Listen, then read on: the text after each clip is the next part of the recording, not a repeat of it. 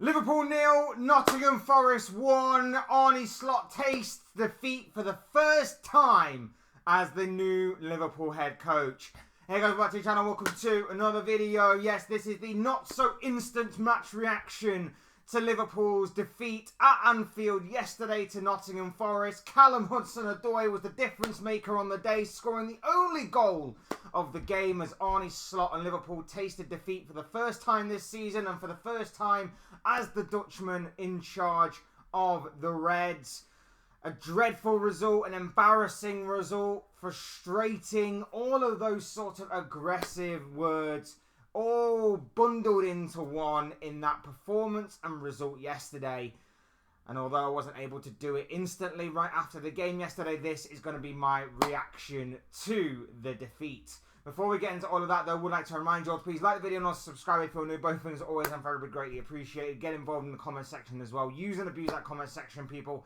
I'm sure you have a lot of interesting things to say and things to comment on. Your thoughts, comments, opinions, predictions, feelings, whatever you want to call it, will sure make for great and interesting reading down below in that section. So please do use and abuse that section, people. Talk to me on Liverpool's defeat yesterday and Forest's win as well, if you obviously want to go down that kind of path as well.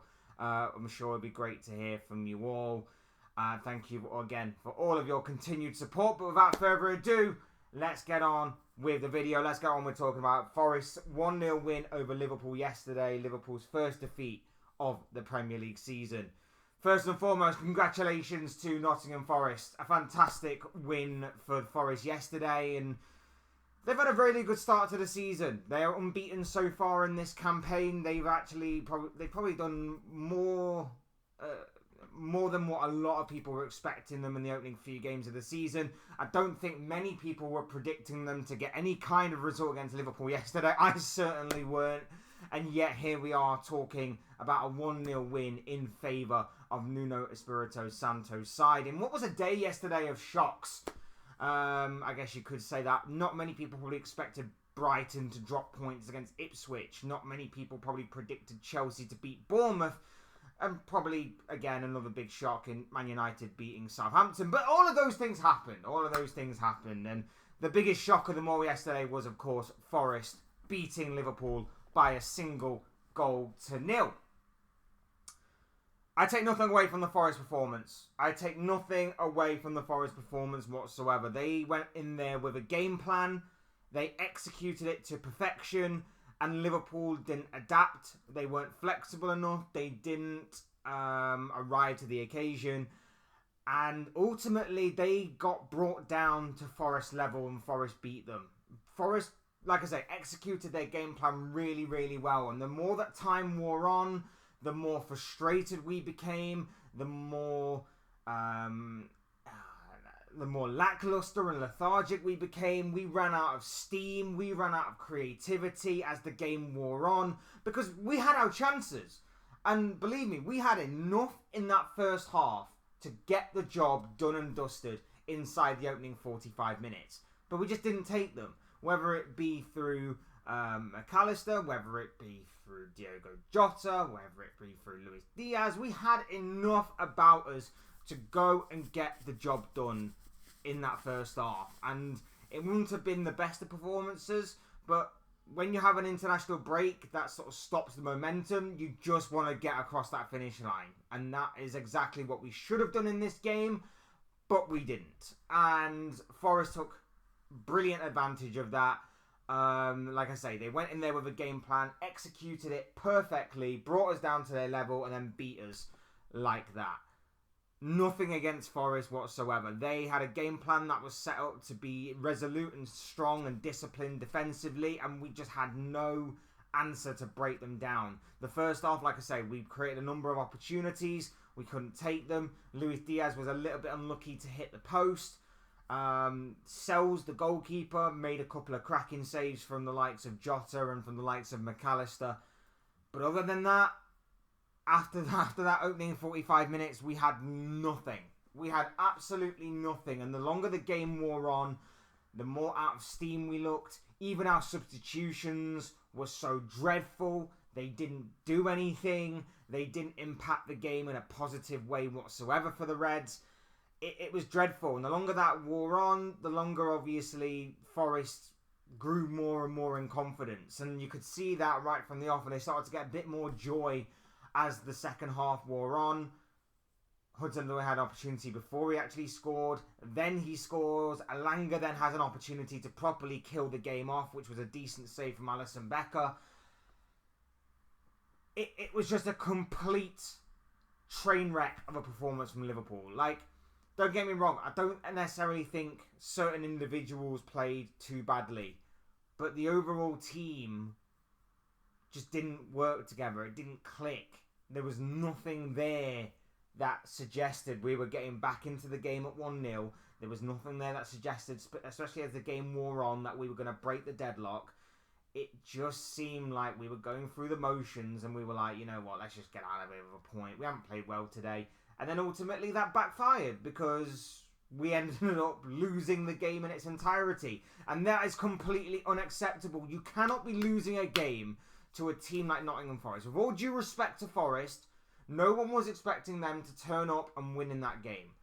Liverpool can't be losing that game to a side like Nottingham Forest. Even more so, you cannot be losing a game at home.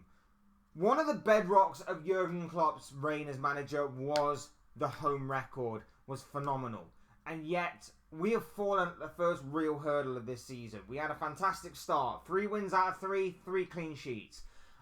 Now it's about carrying that expectation on our shoulders and going about our business in other games. And we've fallen at the first hurdle. And this isn't a reactionary thing.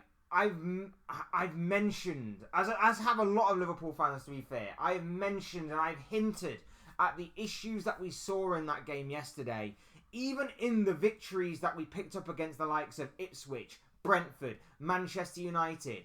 I've hinted and I've talked about all summer long the fact that we didn't recruit enough. We didn't get the players that we needed. Not that we necessarily wanted, but we needed in in the summer, sorry. We haven't beefed up our squad enough. Our squad is still not good enough to compete. But some people were like, oh, we've beaten Ipswich, a newly promoted side. We've beaten Brentford, who were battling relegation last season. Oh, we've beaten Manchester United, who are completely in the mud, despite the fact that their fans have now suddenly rose from the dead after beating Southampton, another newly promoted side, by 3-0. Like, yes, they are great results, and there's no problem with living in the moment of a victory. There's absolutely no problem with that whatsoever. I enjoyed the results, I enjoyed the performances, I was really optimistic and happy about where this side could go. But the one thing I did mention is that whilst on the pitch things were looking good, off the pitch, it's an accident waiting to happen. A couple of injuries there.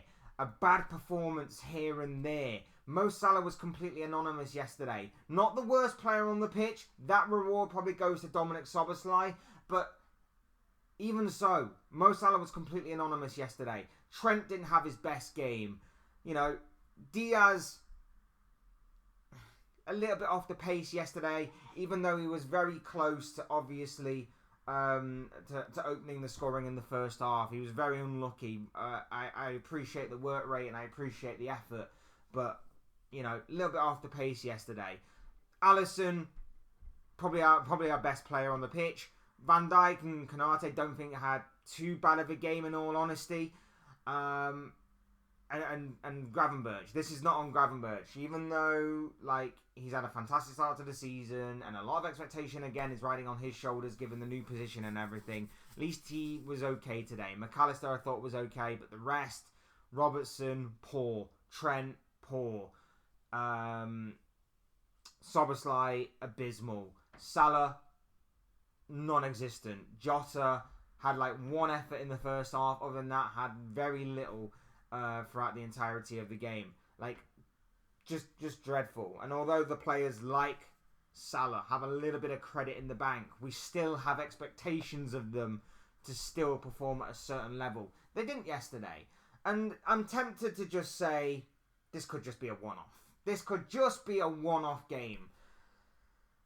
But it does highlight, and I hope this now rings in the ears of a lot of Liverpool fans that were sat there telling me this summer that, oh, we don't need to buy players. We don't need to. We've got this player, and we've got that player, and we've got this player to come in, and we've got these youngsters, and we've got this player that can morph into this position, and this player that can transform into this position.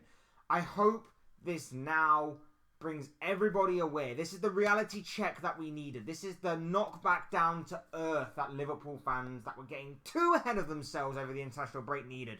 Yes, I was very happy, excited and optimistic for the future about what was happening on the pitch. But I've always maintained the energy that we don't have enough about us to go and challenge the likes of Manchester City and Arsenal. We don't have enough about us to challenge for the Champions League. We don't have enough about us to go and challenge for the major accolades of this calendar season. And it all came home to roost, didn't it, yesterday? It all came home to roost. Callum Hudson-Odoi's goal was brilliant. Absolutely fantastic. I take nothing away other than the fact that I truly believe we should have defended it better. It's Callum Hudson-Odoi. Like, no offense to him, but he is a decent player, and I kind of rated him a little bit when he was at Chelsea. But the guy has made it known. He's become notorious at Forest for scoring banging goals like the one he did yesterday. Cutting inside from the left and firing with his right foot. That is the trademark Callum Hudson-Odoi goal that he's been doing at Forest, or at least been trying to do at Forest on a regular occurrence. How are you not doing your homework? How are you not doing your research into your opponents and going, right, well, this guy likes to cut inside a lot on his right foot and have a shot. Maybe I'll just try and force him onto his left foot. Alisson Becker, I believe, is the best goalkeeper in the world. He's not saving that. It was a precision-based goal from Hudson-Odoi. It was perfect. It was inch perfect from Hudson-Odoi. Cannot take anything away from him. But the defending needed to be better. It really and truly did need to be better. And I blame the players for being poor. I think Arne Slot's substitutions were poor. They had no positive impact on the game whatsoever. We needed to freshen things up. Nunez, Gakpo, Bradley, whoever else came on, I can't even remember off the top of my head.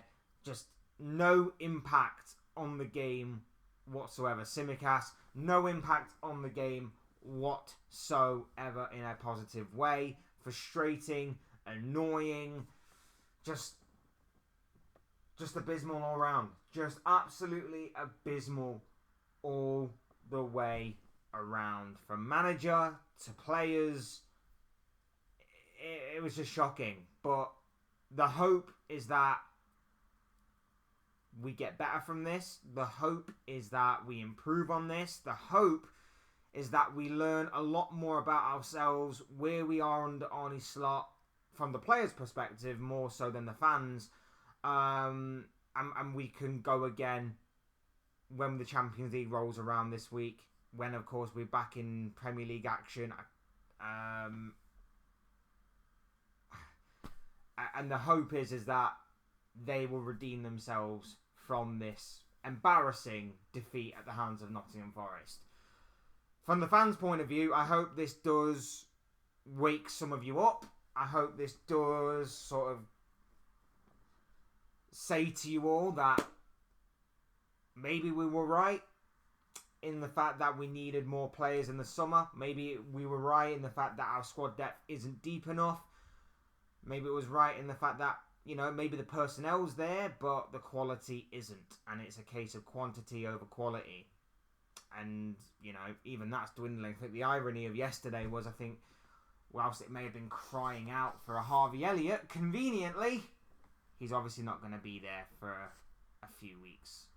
Maybe even like a couple of months or something. So, the irony is that whilst this might have been a very good game for Harvey Elliott, we obviously didn't have him. But even so, there is still enough quality on that pitch in the starting 11 especially to have gotten us over the line against Forest. And we just didn't do it. We just didn't take our chances. And you could just see as the game wore on, we ran out of steam. We ran out of creativity. We had very little going for us as the game wore on in that, and Forest took advantage, and well played to Nottingham Forest. Like I say, they had a game plan, they stuck to it, they worked to it to perfection, and they proved that this banana skin of a game was truly that, a banana skin that Liverpool completely slipped on and embarrassed themselves over. We can only move on from this.